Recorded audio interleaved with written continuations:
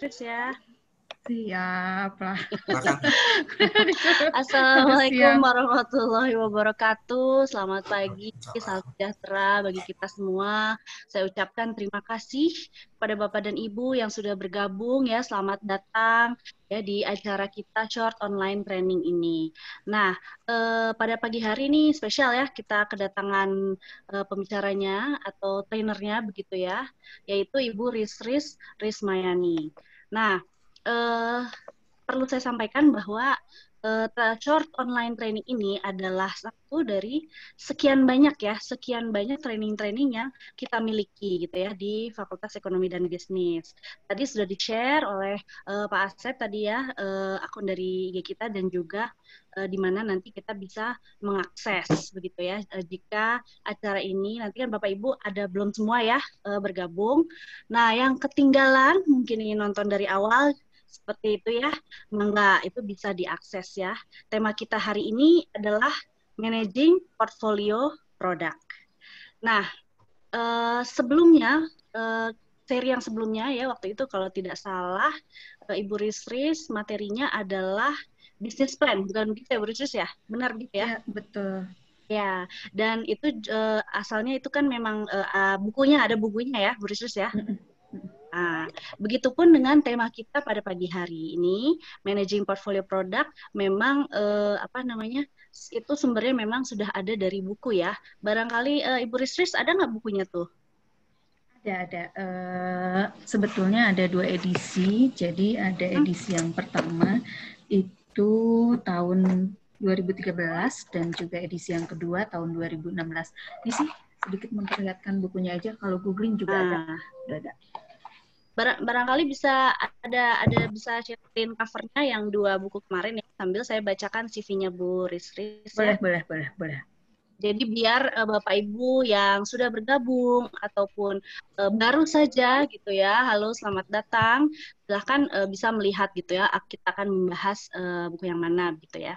Oke, tak kenal mata sayang akan saya bacakan terlebih dahulu ya, kurikulum vitae dari Ibu Risris. Ibu Risris Rismayani Suwarma lahir di Bandung pada tahun 1982, lulus sarjana manajemen bisnis dan telekomunikasi dari Sekolah Tinggi Manajemen Bandung pada tahun 2005 dengan yudisium cum laude.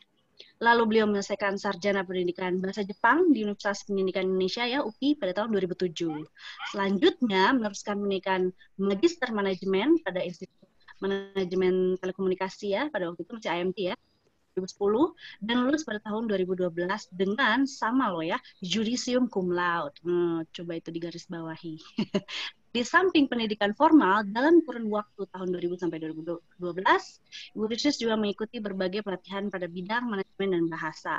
Beliau juga pernah bekerja dalam bidang marketing pada UCC PT Telekomunikasi Indonesia Tbk dan sebagai konsultan bedah buku marketing intelligence pada unit marketing di perusahaan yang sama, itu pada tahun 2004 ya. Kemudian selain dalam bidang manajemen, Ibu Risris pernah bekerja sebagai guru bahasa Jepang, luar biasa pada tahun 2006 ya. Karir beliau dimulai dengan bekerja sebagai asisten peneliti, ini yang linear ya, dan asisten project manager di divisi RISTI PT Telekomunikasi Indonesia Tbk dari tahun 2007 sampai 2012. Saat ini beliau menjadi tenaga dosen tetap di Telkom University untuk mengampu mata kuliah Strategic Management, Managing Media Business, Bisnis Telekomunikasi, dan Resource Management in Telco.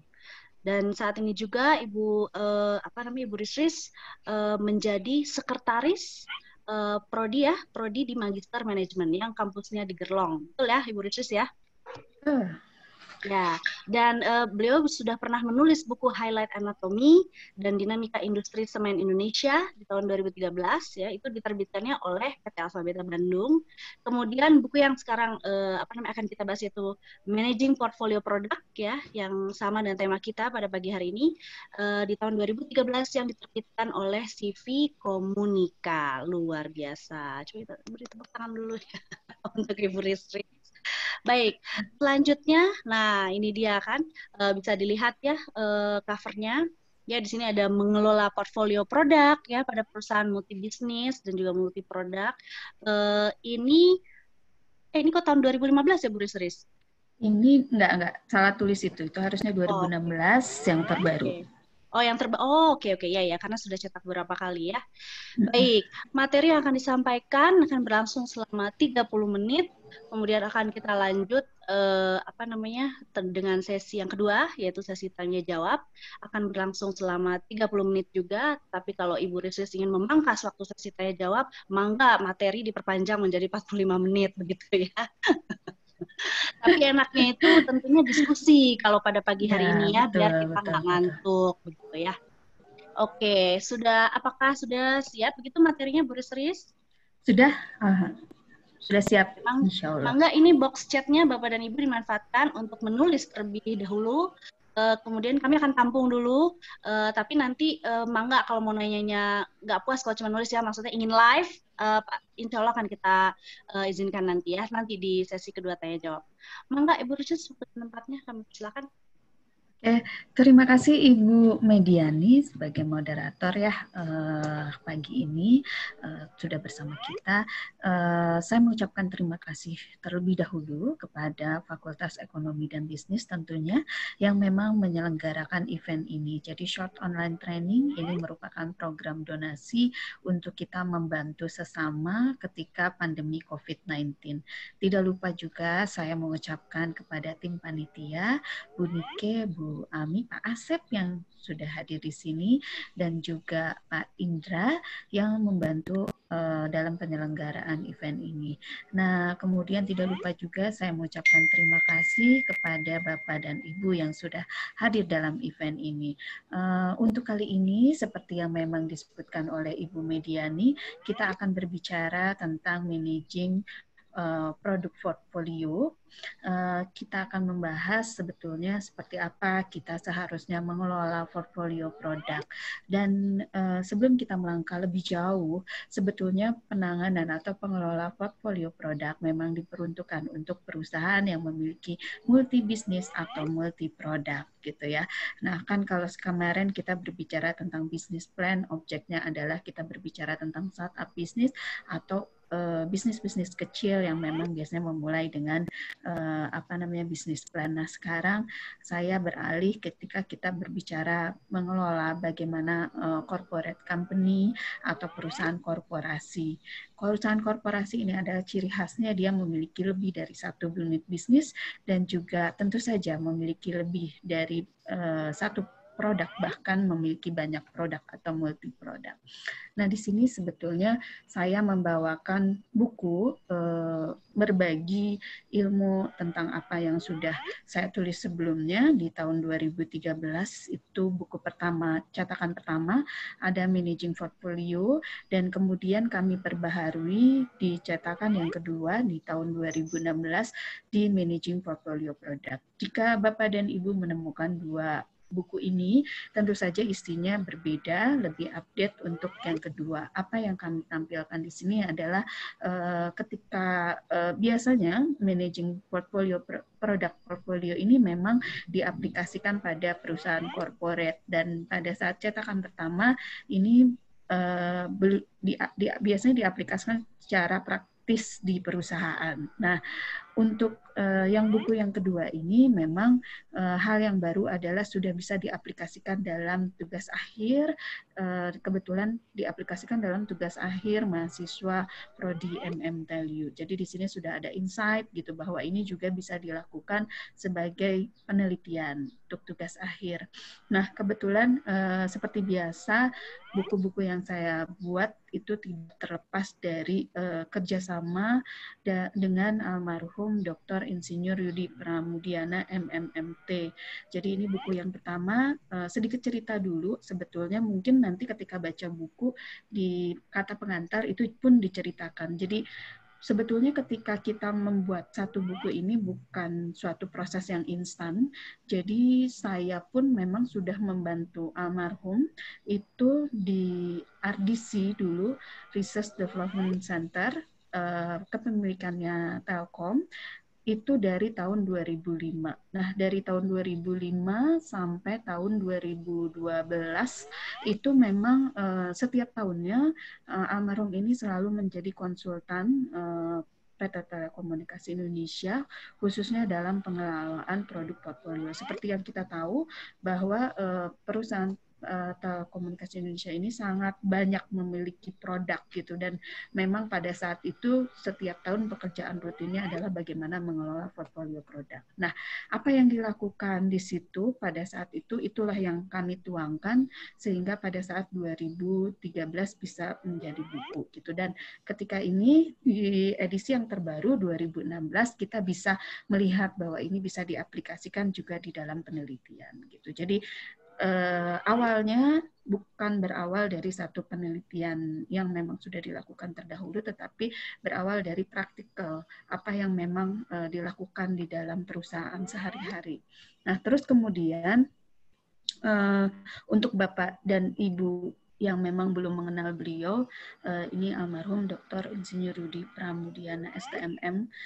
Beliau luar biasa sekali dengan pemikiran-pemikirannya dan juga menjadi sebagai guru juga yang membimbing saya sehingga kami bisa membuat satu buku ini. Nah, untuk di edisi yang kedua itu memang ada penulis ketiga, itu ada Bapak Terry Astradika STMM, beliau juga alumni Prodi MMTLU yang mana pada saat penelitian tugas akhirnya atau tesisnya beliau meneliti managing product portfolio di tempat beliau bekerja di Patrakom gitu.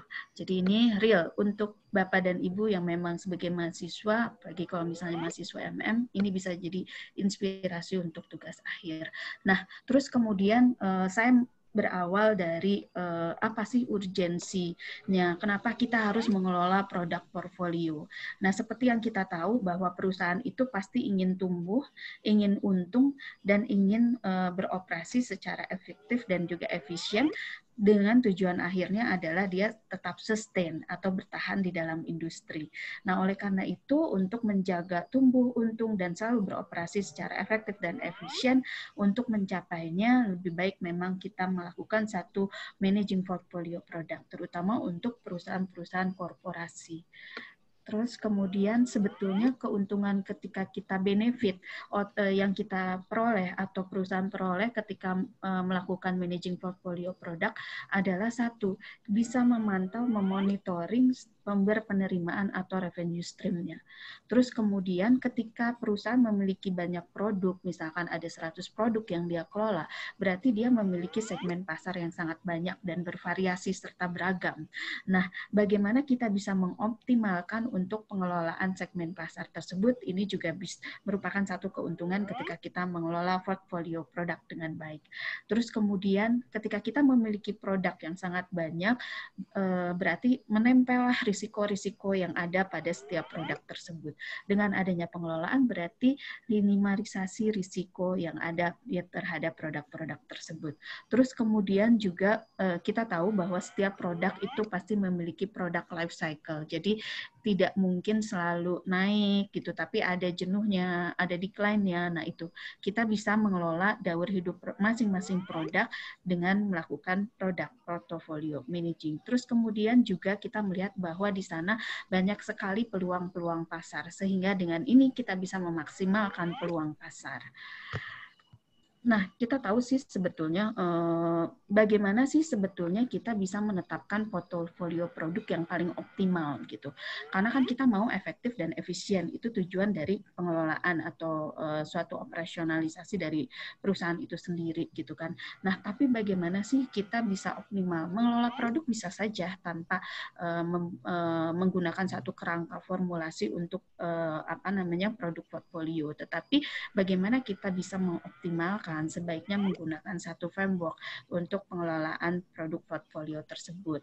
Yang pertama adalah kita selalu memaintain dari daya tarik pasar itu sendiri, terus kemudian daya tarik produk. Nah, yang terakhir, tingkat kestrategisan produk terhadap produk lain yang dimiliki perusahaan. Saya selalu berbicara ketika kita menilai diri kita sendiri, bukan artinya kita hanya bercermin terhadap diri kita sendiri. Hanya kita mengukur secara internal saja, tidak. Tetapi kita memang harus memonitoring, harus mengkomparasi posisi kita dibandingkan dengan posisi kompetitor, apalagi yang head-to-head kompetitor di industri. Terus kemudian ketika kami memaparkan di buku ini, kami mencoba memang dengan pendekatan yang sistematis gitu ya, ketika pengelolaan ini seperti apa. Nah, karena memang sebuah buku yang bisa diimplementasikan baik di praktisi maupun juga di akademisi, itu selalu semua berangkat dari teori. Bagaimana kerangka teorisisnya dari sisi akademis untuk menopang ketika kita mengelola produk portfolio. Terus kemudian bagian yang kedua, kami membawakan teknik analisisnya. Bagaimana pendekatan analisis teknik-teknik untuk melakukan produk portfolio. Nah, yang terakhir memang di dalam buku ini yang selalu menjadi ciri khas dari buku-buku almarhum itu adalah memberikan satu contoh implementasi pengerjaan realnya seperti apa untuk mengerjakan di perusahaan dan juga untuk penulisan karya tulis ilmiah. Nah, ini sudah lengkap untuk di buku edisi yang terbaru 2016. Nah, tetapi bukunya sudah habis, mungkin nanti akan ada cetak lagi dan penambahan untuk pengayaan sesuai dengan update keadaan yang terbaru. Nah, terus kemudian sebetulnya ada beberapa kerangka teoritis yang mendasari ketika kita akan melakukan pengelolaan portofolio produk gitu kan. Yang pertama tentu saja kita lakukan melalui pendekatan dari teori manajemen strategi. Terus kemudian kita turun ke dalam bagaimana strategi bisnis. Yang terakhir adalah turun lagi ke bagaimana kita mengelola produk. Kemudian yang kita berbicara tahap yang kedua adalah di sini membahas tentang teknik analisisnya itu. Yang pertama adalah memang dibahas secara detail di dalam buku, mulai dari di situ ada questionnaire-nya juga untuk membantu atau panduan draft pertanyaan ketika kita ingin menganalisis posisi produk kita di pasar. Produk kita itu artinya bukan membandingkan kinerja secara internal, tetapi kita membandingkan kinerja produk kita dengan keadaan yang ada di industri. Nah, setelah kita melakukan analisis posisi produk di pasar, langkah berikutnya adalah kita melakukan mapping atau pemetaan posisi produk. Nah, setelah kita melakukan mapping, apa langkah berikutnya? Langkah berikutnya adalah kita melakukan tindakan. Oke, posisi produk ini ada di kuadran mana? Ada di mana? Nah, ke depannya kita ingin mendorong mempush produk ini supaya ada di kuadran mana. Itu sih sebetulnya secara simpel, nanti akan dibahas di bawah-bawahnya. Nah, terus kemudian contoh implementasi, ini yang paling mudah untuk edisi yang terbaru, itu ada di edisi yang pertama, kita memang memberikan contoh jasa pengiriman atau ekspedisi. Kita melakukan pengelolaan produk terus kemudian yang kedua adalah kita memberikan contoh pengelolaan portofolio produk di perusahaan telekomunikasi, yaitu di anak perusahaan PT Telekomunikasi Indonesia Tbk, yaitu PT Patrakom. Ya, dan ini merupakan tugas akhirnya dari Bapak Terry Astradika, gitu ya. Nah, terus kemudian setelah kita tahu kerangkanya yang ada di dalam buku ini, berarti kita masuk ke dalam wawasan konseptual atau sebetulnya teori-teori yang mendasari ketika kita ingin membuat satu kerangka framework untuk managing product portfolio ya. Nah, sebetulnya seperti biasa kalau manajemen strategi kita harus memahami bagaimana environment, business environment yang memang ada di dalam satu perusahaan. Perusahaan itu ada di mana sih? Dia terlibat di dalam ekosistem bisnis seperti apa. Nah, di sini perusahaan itu dia ada di dalam lingkungan bisnis, ada di lingkaran operasi, industri maupun lingkungan makro. Nah, lingkungan bisnis ini baik dari operasi, industri maupun lingkungan makro itu adalah lingkungan yang mau secara tidak langsung maupun secara langsung itu akan mempengaruhi operasionalisasi day to day dari perusahaan itu sendiri. Nah, kalau kita berbicara manajemen strategi, ketika kita melakukan perencanaan strategi, kita bisa menentukan plan strategi yang sudah ditetapkan. Nah, karena memang perusahaan berada di dalam satu lingkungan bisnis yang tentu saja setiap harinya bersifat dinamis dan tentu saja berubah. Ini ada di sini di gambar ini kita bisa lihat plan strategi itu lurus gitu ya. tempatnya rapi gitu kan, sudah ada arahnya mau kemana gitu. Tetapi karena memang ada faktor-faktor yang berpengaruh terhadap perusahaan, baik dari lingkungan makro maupun lingkungan internal, atau di sini disebut internal forces maupun external forces, ini akan membuat fluktuatif dinamisasi perjalanan dari pencapaian strategi yang sudah direncanakan. Jadi nggak lurus-lurus gitu ya, tetapi ternyata aktual strateginya bisa aja naik ke atas, naik ke bawah gitu kan, turun. Oke, nah terus kemudian kita berbicara dari elemen strategi perusahaan. Jadi elemen strategi itu ada strategi di awal perusahaan. Ternyata ketika kita sudah menetapkan elemen-elemen strategi, itu ada dibagi menjadi 3 klasifikasi. Ada elemen strategi yang digunakan, ada elemen strategi yang tidak digunakan atau tidak terpakai. Nah, untuk elemen strategi yang digunakan pun itu ada 2 sifatnya. Yang pertama bersifat reaktif, yang kedua bersifat proaktif. Nah, ini kemudian akan dikombin juga dan akan menentukan strategi akhir dari perusahaan tersebut. Ketika kita berbicara managing portfolio produk, outputnya seperti apa sih sebetulnya? Outputnya adalah kita bisa mengkategorisasi, mengklasifikasikan produk-produk yang dimiliki oleh perusahaan. Nah, nanti sebetulnya ketika kita berbicara produk, kita bisa mengklasifikasikan ada 2, yaitu produk superior dan juga produk non-superior. Kaitannya seperti apa? Nah, ini kita lihat dulu kerangkanya ya. Kenapa ada pendekatan parameter produk dan superior dan juga non superior. Jadi seperti kita bicarakan sebelumnya bahwa lingkungan makro dan mikro, kemudian lingkungan internal maupun eksternal itu memberikan pengaruh baik secara langsung maupun tidak langsung terhadap operasional atau jalannya bisnis perusahaan. Nah, kalau kita lihat di sini ada kondisi kecenderungan lingkungan makro, baik ekonomi, teknologi, politik, sosial, nasional maupun dunia, ini akan memberikan peluang dan resiko bagi perusahaan itu sendiri, gitu kan? Ada potensi pasar dan juga ada penilaian risikonya.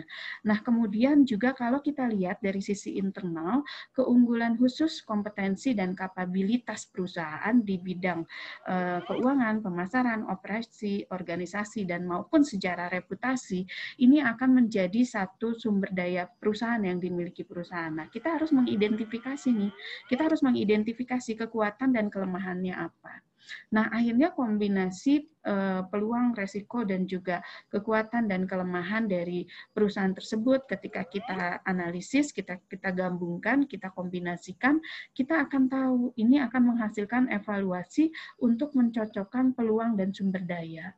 Jadi kita ambil peluangnya apa, terus sumber daya yang kita miliki itu apa. Sehingga dengan kita memetakan dengan rapih peluang dan sumber daya yang memang kita miliki, kita bisa memilih produk dan pasar yang sesuai. Makanya tadi dibilang bahwa benefit dari kita managing product portfolio adalah salah satunya kita bisa mengoptimalkan pengelolaan dari segmen pasar yang bervariasi. Ya. Nah, di sini masih berkaitan dengan manajemen strategi, kita bisa lihat bahwa di manajemen strategi itu ada 3 level untuk pengelolaan strateginya. 3 level ini berdasarkan dari hierarki struktur organisasi yang memang ada di dalam perusahaan. Jadi kita harus mereverse ke situ dulu. Secara umum, secara teori, di sini sebetulnya levelnya ada 3. Mulai dari strategi level korporasi, terus kemudian turun menjadi strategi bisnis, dan juga strategi fungsional. Perbedaannya apa output dari masing-masing level ketika kita mengelola strategi di masing-masing level? Kalau kita mengelola strategi korporasi, berarti tujuannya adalah kita ingin menciptakan nilai perusahaan. Nah, turun ke bawahnya ketika di strategi bisnis, berarti outputnya adalah kita ingin mengelola portfolio produk. Kenapa? Karena ketika di strategi bisnis, yang harus dilakukan strateginya adalah bagaimana supaya produk dan jasa kita bisa bersaing secara kompetitif dengan produk dan jasa yang ada di pasaran. Gitu. Makanya di sini outputnya adalah kita bisa mengelola portfolio produk dengan maksimal. Turun ke dalam strategi fungsional, yang diinginkan outputnya ketika kita mengelola strategi fungsional adalah kita bisa menciptakan nilai pelanggan. Nah, ketiga pengelolaan di masing-masing level ini nilai perusahaannya bagus, produk portfolionya bagus, terus kemudian nilai pelanggannya juga bisa meningkat, maka 3 hal ini yang menjadi faktor pendorong keunggulan kompetitif perusahaan akan terbentuk. Biasanya kalau kita lihat perusahaan itu memiliki keunggulan kompetitif atau tidak dari mana? Secara yang bisa kita lihat, kita bandingkan kinerjanya adalah biasanya kinerja perusahaan tersebut ada di atas rata-rata. Dan itu yang ingin diharapkan ketika kita melakukan pengelolaan di setiap level hierarki strategi tersebut. Nah, kemudian kita masuk ke dalam produk portfolio. Sebelum kita masuk, sebetulnya portfolio itu merupakan pendekatan apa sih gitu. Nah, ternyata di dalam bidang ilmu manajemen strategi ada 3 pendekatan yang digunakan. Yang pertama adalah pendekatan melalui perencanaan, yang kedua pendekatan melalui portfolio, yang ketiga adalah pendekatan melalui sumber daya atau resource base. Nah, saat ini yang kita bicarakan dari ranah manajemen strategi adalah kita membahas portofolio produk melalui pendekatan portofolio yang memang sudah umum digunakan dalam bidang ilmu manajemen strategi. Nah, ketika kita lihat bagaimana kita melakukan satu portofolio produk untuk perusahaan multi bisnis maupun multi produk, ternyata di sini ada satu gambar di sini yang bisa Bapak dan Ibu lihat. Kita lihat bersama-sama. Jadi ini ada ada gambar yang menyatakan sumbu X dan sumbu Y. Di sini ada sumbu X itu adalah elemen waktu, terus kemudian sumbu Y-nya adalah kita melihat ukuran perusahaan atau laba. Jadi semakin bertambahnya waktu, diharapkan ukuran perusahaan itu sebetulnya semakin bertambah, semakin meningkat. Nah, ini akan linear dengan laba yang diperoleh oleh perusahaan. Ternyata di sini dari sisi waktu itu bisa diklasifikasikan menjadi 3 time horizon. Ya, 3 klasifikasi pertumbuhan dari perusahaan tersebut. Apakah perusahaan ada di horizon 1, perusahaan ada di horizon 2, dan perusahaan ada di horizon 3. Untuk di horizon 1, perusahaan itu pada saat awal dia mendirikan perusahaan, mengembangkan produk, dia akan mempertahankan dan memperpanjang bisnis existing-nya supaya dia bergerak. Nah, tetapi tidak cukup terus aja seperti itu, karena kan kita tahu tadi produk itu ada masa waktunya, ada life cycle-nya. Perusahaan juga ada life cycle-nya. Gimana caranya supaya horizon 1 ini tidak berakhir? Gimana caranya perusahaan ini tidak decline? Gimana caranya perusahaan ini tidak tenggelam di pasar? Berarti kita harus membuat lagi loop baru, yaitu horizon kedua. Caranya seperti apa? Caranya adalah buatlah bisnis baru yang memang menjadi bisnis utama yang di masa depan. Kemudian kita harus juga mempersiapkan untuk horizon yang ketiga. Horizon yang ketiga adalah punya ide bisnis, menciptakan pilihan secara terus-menerus untuk yang dirubah menjadi bisnis baru. Jadi dalam pengelolaan portofolio produk, sebetulnya kita tidak hanya mempersiapkan untuk horizon 1 saja, tetapi perusahaan harus bisa mempersiapkan untuk horizon 2 dan juga horizon 3. Horizon 3 itu masih ide bisnis, ya, tetapi sudah di-plan mau apa saja yang akan kita launching untuk produk-produknya. Kita sudah punya produk, tetapi kita harus prepare untuk produk-produk lainnya, karena kita tahu produk yang ada saat ini di perusahaan itu punya life cycle-nya. Jadi saatnya dia ada naik, mature, kemudian decline. Nah, kemudian kita melihat dari managing portfolio produk pada dasarnya adalah kita lihat di sini timbangan ukuran adalah supaya kita bisa balancing, menyeimbangkan produk yang kita kelola sekarang, yang sedang menghasilkan sekarang. Nah, tapi kita juga harus memikirkan produk lain yang saat ini juga memang memerlukan sumber pendanaan, tetapi ternyata bisa menjanjikan di masa depan. Ya, kalau misalnya ketika kita berbicara ini bagi yang memang sudah belajar, mungkin ketika kita berbicara tentang BCG Matrix, tentang portfolio produk, ini masih ada kaitannya ke situ. Jadi bagaimana kita membuat satu rencana sustain ke depan dengan kita mengembangkan produk-produk dan kita mengklasifikasikan produk-produk ini masuknya kemana. Nah, secara praktis sebetulnya di dalam buku ini disebutkan bagaimana kita bisa mengklasifikasikan produk. Nah, kita bisa klasifikasikan produk berdasarkan dua parameter. Di sini kita bisa lihat ada sumbu X maupun sumbu Y. Gitu. Jadi di sini kita bisa melihat klasifikasi produk berdasarkan posisi kompetitif produk tersebut, terus kemudian dilihat dari kemenarikan, tingkat kemenarikannya atraktif nggak sih sebetulnya di industri gitu ya. Nah, dari situ kita bisa mengklasifikasikan produk tersebut apakah masuk ke dalam produk inferior, apakah masuk ke dalam produk rata-rata maupun masuk ke dalam produk superior. Nah, kemudian kalau kita lihat kenapa kita klasifikasikan produk itu seperti itu, karena pada dasarnya kita bisa lihat di sini ada gambar yang satu lagi menunjukkan bahwa keuntungan itu berasal dari kita bisa keuntungan secara finansial, secara keuangan itu artinya kita bisa meningkatkan pendapatan, efektivitas dan efisiensi dari biaya sehingga keuntungan juga bisa meningkat. Nah,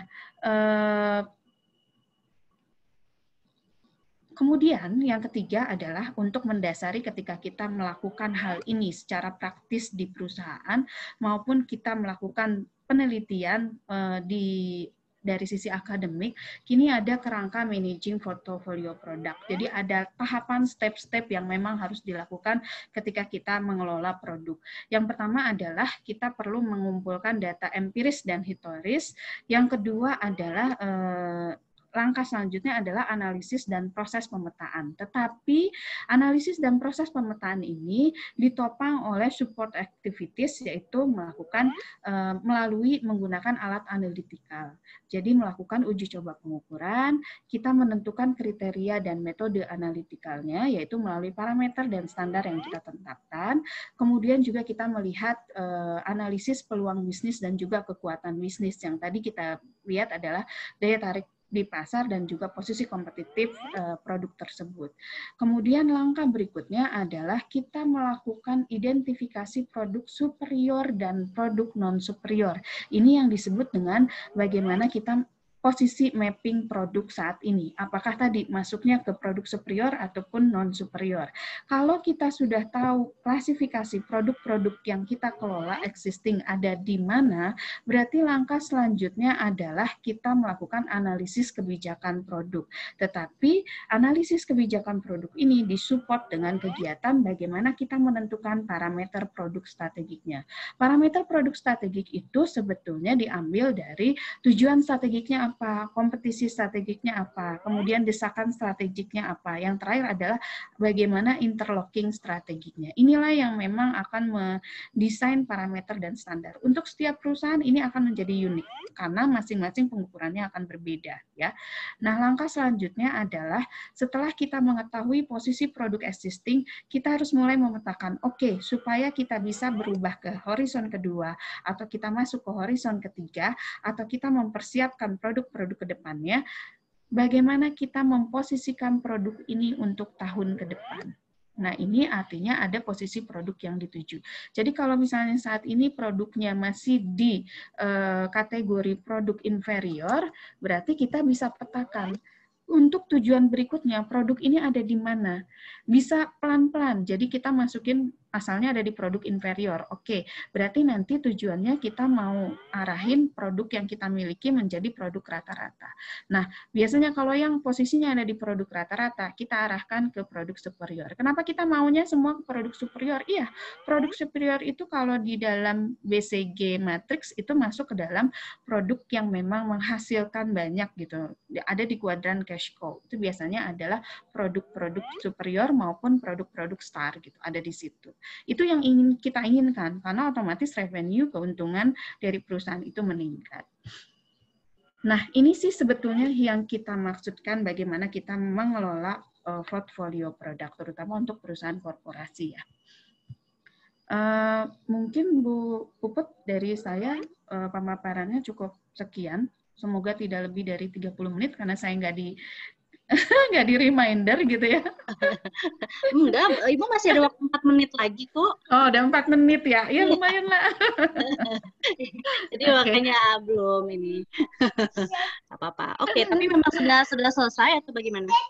Udah selesai sih. Jadi Oke. memang di sini kan dari awal kita berbicara mulai dari kerangka teoritisnya, teori-teori pendukungnya, terus kemudian teknik analisisnya, dan yang terakhir adalah contoh maupun implementasi. Nah, tadi yang saya sampaikan memang baru bagaimana teori-teori yang mendasarinya saja gitu. Dan ini memicu mungkin nanti untuk muncul pertanyaan-pertanyaan selanjutnya gitu. Monggo. Terima kasih. Iya, baik. Terima kasih Bu Risris. Cukup jelas tadi ya materinya. Mudah-mudahan ini pada pagi hari ini semua tercerahkan dengan materi dari Bu Risris ya. Oke, saya boleh share screen ya. Sudah ada pertanyaan loh Bu Risris. Ini Enggak. excited semua. Pertanyaannya dari Ibu Lina Budiarti. Sebentar ya. Oke. Share. Oke. Lihat nggak yang ini pertanyaannya? Belum bisa dilihat. Sebentar.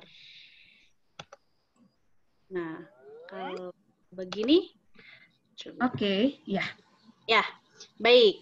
Ibu dari Ibu Lina Budiarti ya. Selamat pagi juga Ibu Lina. Apakah ada kemungkinan terjadi adaan inferiority kompleks yang dialami suatu merek terhadap merek lain dalam portofolio produk? Jika ada, maka bagaimana cara mengelola merek-merek yang berada dalam keadaan tersebut? Kepada Ibu Lina, sudah betul pertanyaannya atau barangkali ada yang mau ditambahkan begitu?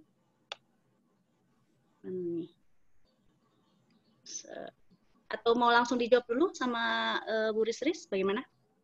Tadi mungkin Bu Linanya Nah, di-unmute. Ya. Oh, oke.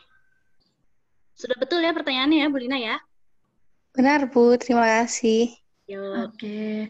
Enggak, Bu Risris. Ya, salam kenal Bu Lina. Saya coba bantu jawab. Jadi kalau kita lihat tadi kategori produk itu ada inferior, terus produk rata-rata, kemudian ada produk di superior atau produk di atas rata-rata. Nah, mungkin yang ingin saya tanya kembali, inferior kompleksnya itu memang untuk produk yang dimiliki oleh perusahaan itu secara internal atau memang sebetulnya inferiority kompleksnya itu dibandingkan dengan produk kompetitor, gimana Bu Lina?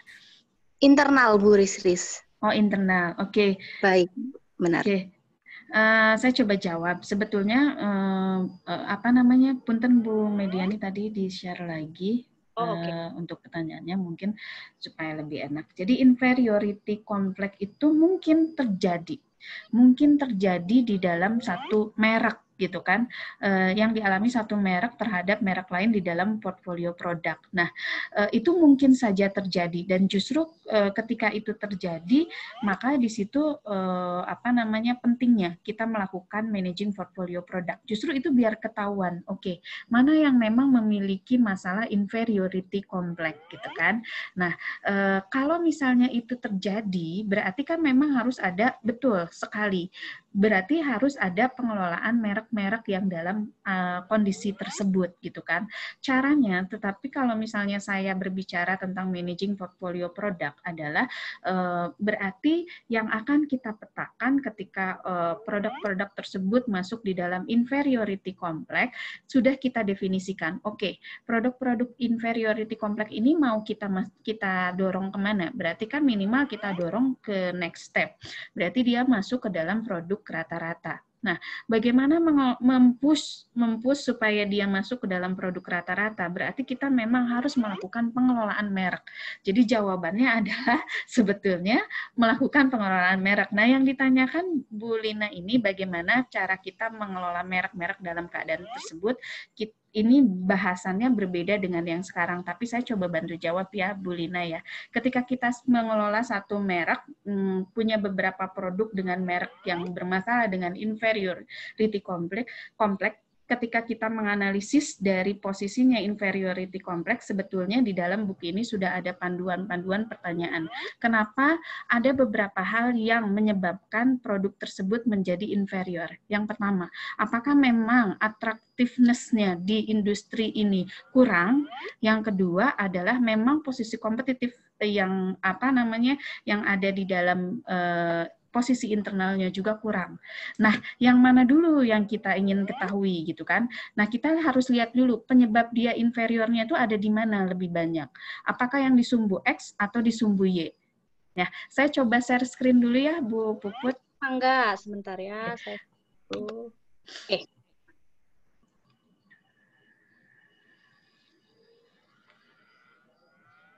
Oke, kita kembali lagi ketika kita mengelompokkan satu produk, itu kategorinya apa gitu. Apa yang menyebabkan produk tersebut menjadi inferior kompleks gitu kan.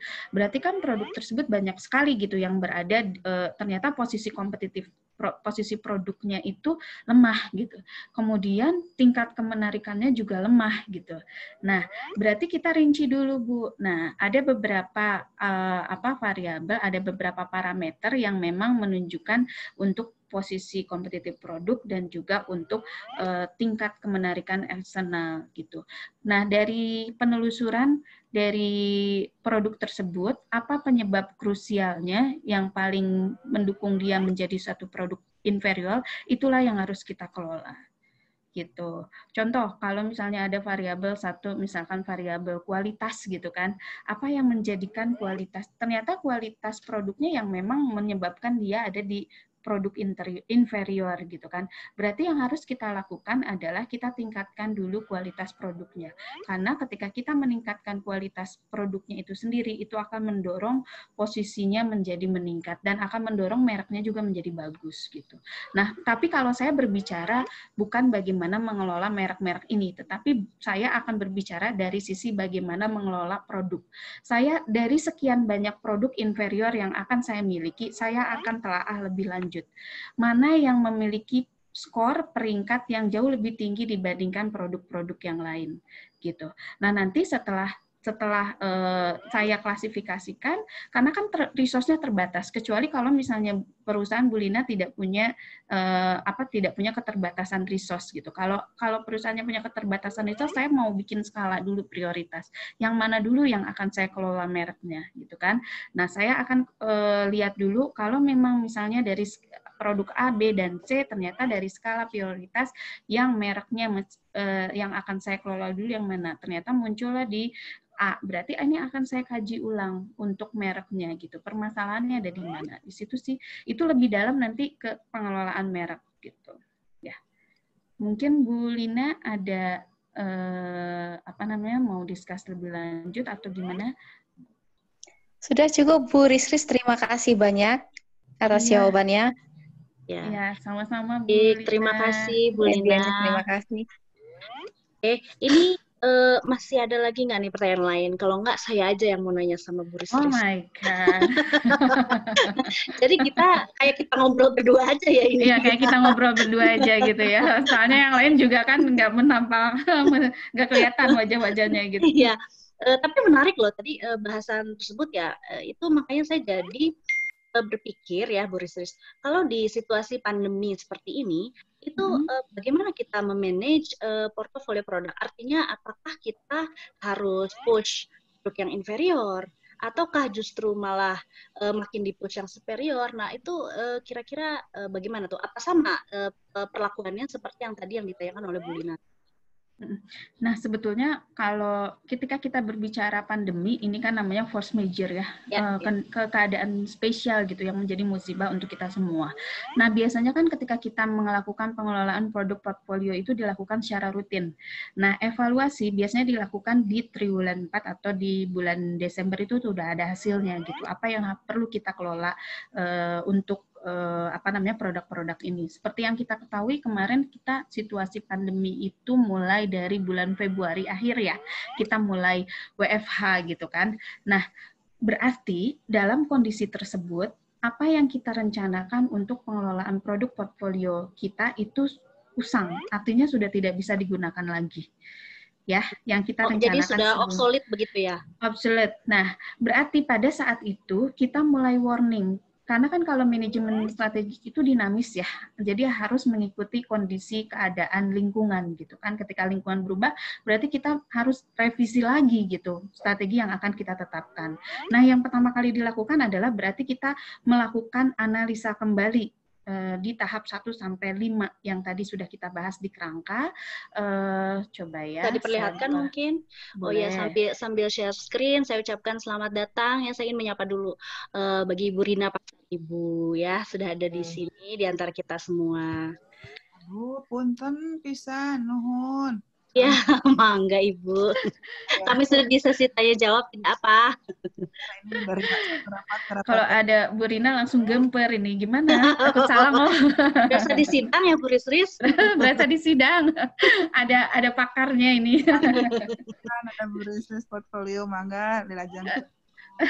Nah, jadi ketika kita lihat posisi perubahan lingkungan itu memang kan kita lakukan itu dari tahap 1, tahap 2, tahap 3, dan tahap 4. Ini outputnya gitu. Nah, tetapi perubahan lingkungan ini akan menjadikan kita harus mengulang dari tahap 1, 2, dan 3 gitu. Nah, bagaimana Bu dengan produk-produk ini? Berarti harus kita petakan ulang. Karena kan di parameter ketika menentukan dia klasifikasinya produknya ada di superior, rata-rata maupun ada di inferior, itu bergerak gitu. Otomatis kan berarti bisa saja ketika posisi produk kita superior pada saat pandemi dia akan turun menjadi produk rata-rata. Tetapi bisa jadi juga dia turun menjadi produk inferior. Tetapi kalau kondisinya semua industri sama gitu kan, bisa jadi juga dia tetap bertahan dengan penghitungan tetap di produk superior gitu. Itu sih kalau dari sisi kita berbicara managing portfolio produk ya gitu. Tetapi kalau gina how to manage setiap produknya ini supaya dia berkompetisi di di pasar, itu beda lagi pembahasannya tentang produk. Oke. Pengelolaan produk gitu. Tetapi kalau saya melingkupi batas gitu yang dibahas supaya nggak melenceng gitu. Seperti tadi, pengelolaan merek berarti itu bagiannya ketika kita berbicara pengelolaan merek. Tetapi kalau dari sisi kerangka bagaimana kita menentukan produk portfolio, saya akan menjawab saat ini untuk itu gitu. Oke. Jadi itu memang satu strategi yang berbeda lagi begitu ya?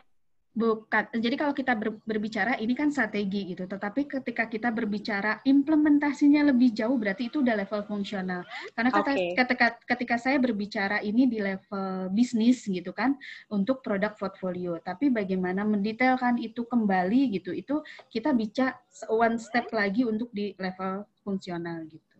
Oke, dan itu berlaku memang untuk semua perusahaan begitu atau tergantung atau gimana?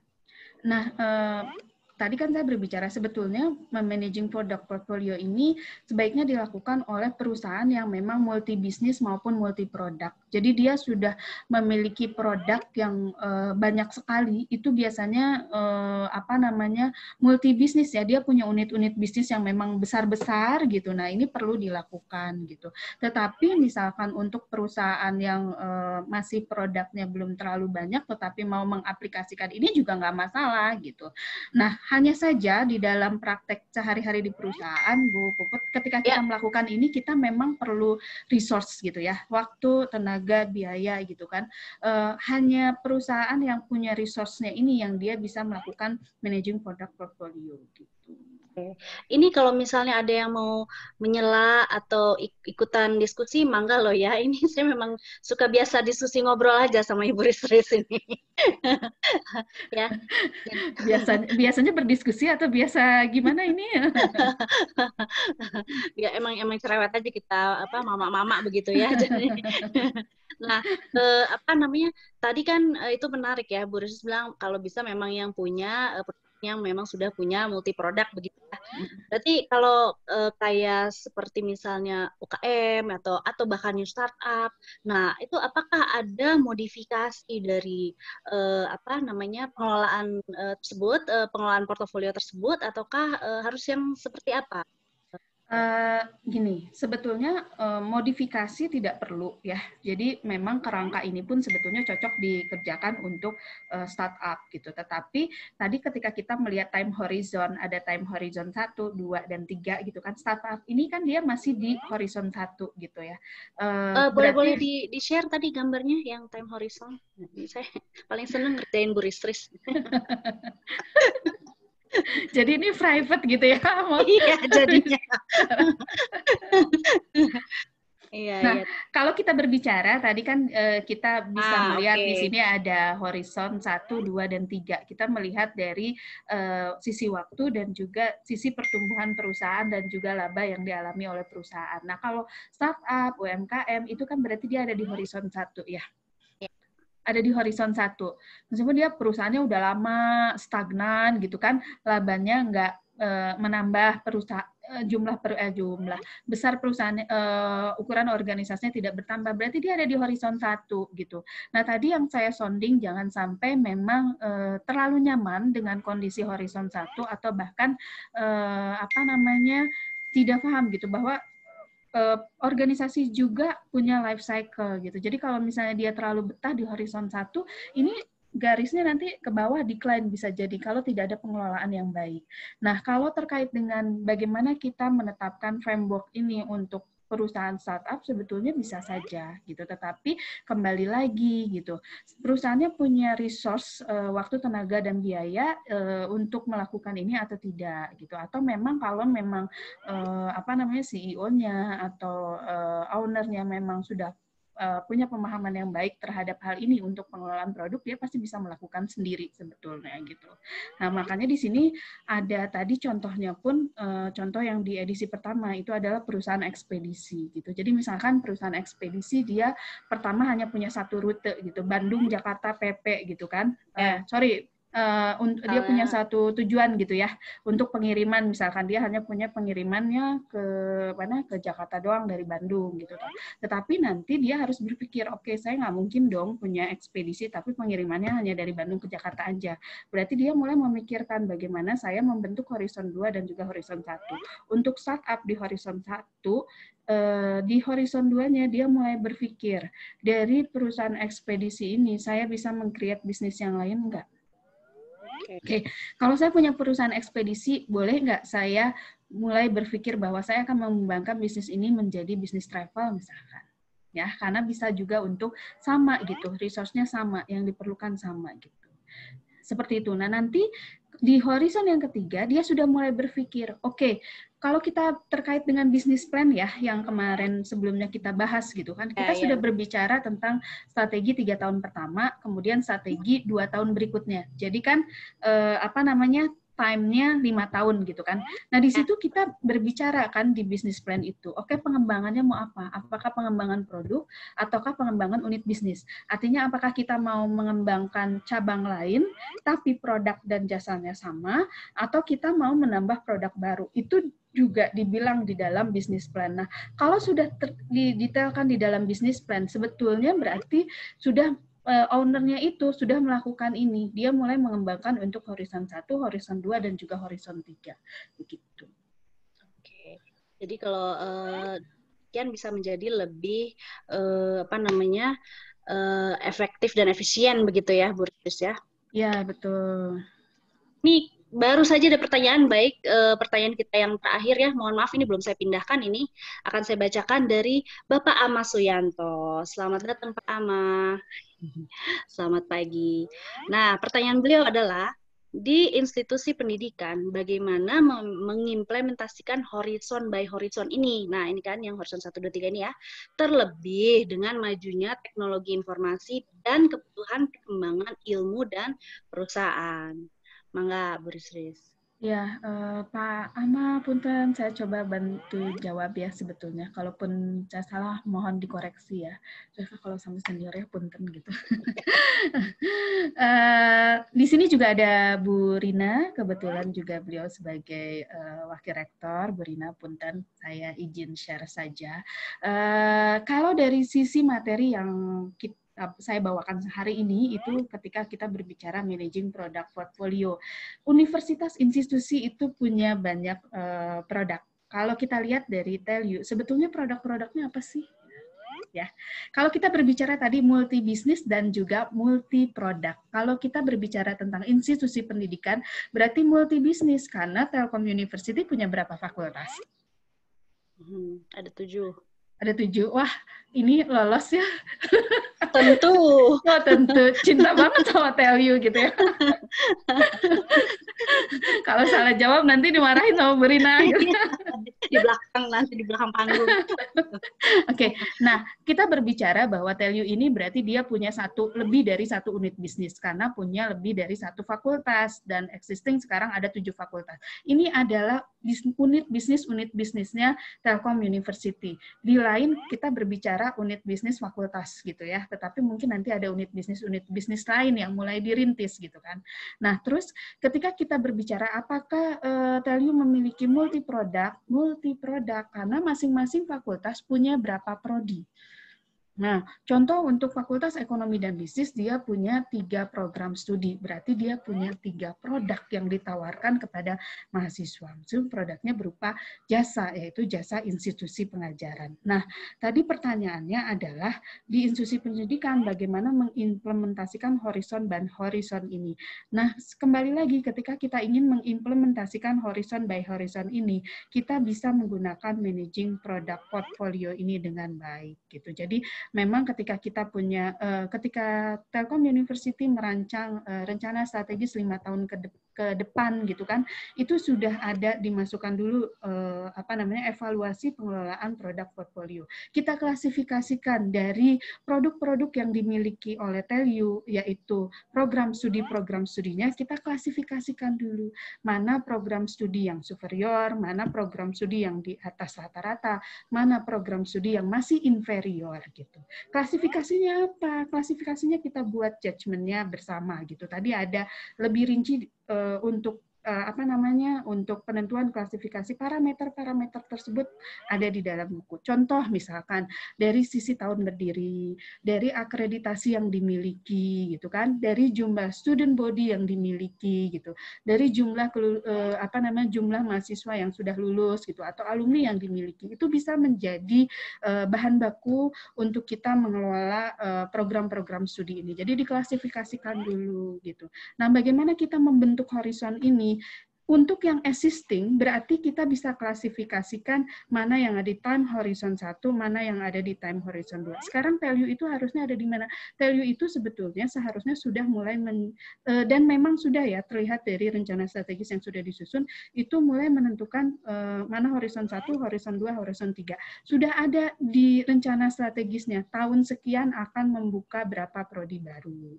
Gitu. Itu sudah ada target yang menempel di masing-masing fakultas, gitu kan? Kalau misalnya baru rencana akan ditargetkan untuk membuka beberapa program studi, itu berarti sudah berbicara pandangan ke depan untuk mempersiapkan horizon yang ketiga ini, begitu. Mungkin Pak Ama punten kalau misalnya masih kurang jawabannya. Mungkin bagaimana ada Bu Rina Bapak, juga bisa bantu. Ya, gitu. barangkali Bu Rina mau menambahkan begitu, atau Bapak Ama sudah cukupkah tadi jawabannya? Ini Bu Rina kok disuruh ikutan jawab? Iya dong, Bu. Jadi ikut dikerjain deh. Ikut dikerjain, soalnya ada yang lebih expert gitu. Saya juga ikut belajar ke Bu Risris. Punten mau tanya, mekanisme bertanya tuh lewat chat atau langsung? Langsung, mangga boleh. Tadi memang ada yang mau di chat. Kalau buat Ibu Rina langsung aja, nggak apa-apa. Jadi nanya gitu ya. Punten benar, ini apakah audiensnya ada yang dari luar? Kalau dari eksternal, terima kasih sudah hadir. Ya. Ada yang dari eksternal kita nggak? Eksternal Telyu? Dari luar Telyu? Tadi sebentar yang oke, sebentar dari ya? Pak. Iya, Ibu Lina tadi ya, barangkali ya? Oke, ya nggak apa-apa. Baik, terima kasih untuk kehadirannya. Mungkin saya malah menjawab apa ikut bertanya ya? Jawab atau Bu Ibu. Sudah betul sekali bahwa kita ada fakultas 7, ada sekian prodi 30 berapa? Alhamdulillah. Benar ya jawabnya 33. saya tadi. Takut salah 33 ya, Bu.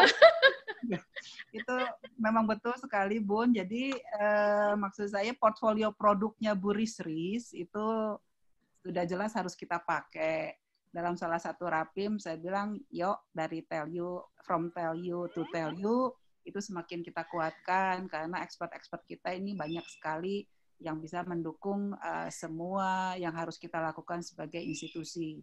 Walaupun Bu Risris tadi mohon maaf saya tadi bergabungnya terlambat begitu, menyatakan tentang perusahaan which is profit oriented institution begitu, tapi kita juga tetap harus pakai portfolio produk ini ya, Bu Risris ya, yang merupakan salah satu bagian dari strategic management begitu.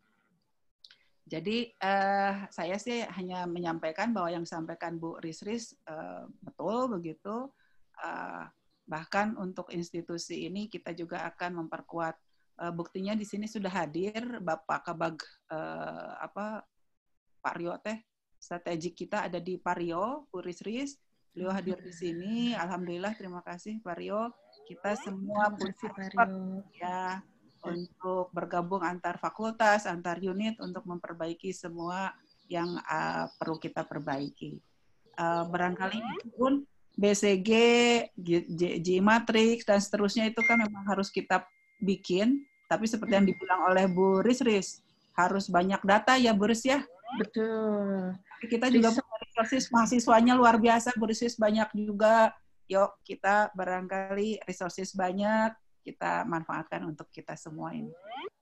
Saya sih hanya ingin, nah ini kalau ini pertanyaan Bu Risris perlu kita siap. Aman COVID ini merubah semuanya. Kan renstranya YPT gitu, renstranya Indonesia juga harusnya berubah. Karena mohon maaf ini ada bangunan yang sedang dalam pembangunan begitu, mungkin akhir tahun nanti kita perlu juga melakukan evaluasi terhadap renstra kita secara keseluruhan karena online tidak menjadi lagi sesuatu yang asing ya. Nah kayaknya gedung besar seperti sekarang dan onsite ini perlu kita evaluasi secara lebih mendasar. Barangkali itu entah menjawab, entah menjadi pertanyaan yang harus kita jawab, ya mari kita bersama-sama bergandeng tangan. Baik, terima kasih Bu Puput, Punten, Bu Risris. Kami izin kembali untuk mute. Nun, Assalamualaikum. Jadi itu sudah menjadi PR buat kita semua begitu ya, kurang lebih penjelasannya ya. Ini tadi direspon oleh Pak Ama, kata beliau good explanation. Dulu Bu Risris. Alhamdulillah gitu ya. Baik, dengan demikian terima kasih banyak Bu Warek atas sambutannya juga. Dengan demikian saya akan tutup sesi kedua ini ya, sesi tanya jawab. Kita sudahi saja. Alhamdulillah ya lancar ya Bu Risris ya. Baik, untuk panitia bagaimana, apakah akan didokumentasikan begitu atau sudah atau bagaimana? Pak Asep ya, kita foto bersama dulu ya. Oke. Iya. Jadi berarti saya mohon kepada para peserta untuk mengaktifkan kameranya ya. Ya ditaruh dalam on mode begitu ya. Iya. Pakai gaya freestyle gitu atau gimana? Boleh gaya bebas, boleh. Oh, gaya bebas ya. Oh, baik. Kesempatan. Jadi saya. Kayak Excel aja lah. Oh iya, oke. Oh iya. Pak Bu Risris. Oh iya, nuhun Ibu. Menampilkan kameranya, kita akan sesi foto bersama. Tunggu aba-aba ya, pakai aba-aba. Ya. Oke, kita mulai ya. Mohon izin 1, 2, 3. Ini Bu, 1, 2. Lagi. Iya, terima kasih Bu. Enggak lagi, Pak Sem. Enggak lagi. Kurang gitu ya. Saya. Humor biar pada nggak ngantuk pagi hari. Oke, luar biasa. Terima kasih semuanya kami ucapkan kontribusinya ya. Luar biasa baik yang bertanya ataupun tidak. Mudah-mudahan acara ini membawa manfaat dan berkah bagi kita semua, gitu ya. Amin ya rabbal alamin. Dari panitia barangkali ada iklan untuk kegiatan yang berikutnya untuk di pagi hari ini, di hari ini. Oh ya Bu, nanti siang masih ada. Ada posternya, barangkali bisa di-share gitu. Jadi buat peserta jangan kapok, kita masih ada lagi sesi berikutnya. Ya. Kesannya kapok gitu ya. Ya udah gitu, habis yang Bu Risris nggak akan ikut lagi gitu. Masih banyak program donasi ini gitu ya. Kalau nggak salah siang begitu ya Pak Asep ya? Nanti siang masih ada Bu, jam 3. Ya.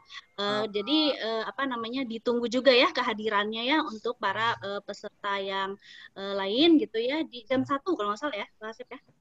13.30 Bu. Ya, sorry, 13.30. Topiknya apa, pematerinya siapa? Silakan kepoin di IG kita, ada di situ. Tadi ya yang @SEB itu ya. @SEB _ Telkom University ya. Ya, Telkom University. Ya, betul. Baik, terbiasa. Terima kasih semuanya. Mohon maaf jika ada kekurangan. Saya Mediani Kris Eka Putri bertindak sebagai moderator. Mohon pamit undur diri. Wassalamualaikum warahmatullahi wabarakatuh. Waalaikumsalam warahmatullahi wabarakatuh. Hatur nuhun Pak Rio, Bu Rina, Pak Ahmad, Bu Lina, Ibu Amia, Ibu Irma, Ibu Afiani. Aduh, banyak ini ya. Bu Kristina. Ini nih tadi yang saya sapa-sapa. Oh, Pak Fajar ya. Terus ada siapa lagi? Bu Maria. Oh ya, ada Bu Maria juga nih. Bu Mia ya. Nuhun. Nuhun semuanya. Oke. Hatur nuhun. Assalamualaikum, mangga. Assalamualaikum.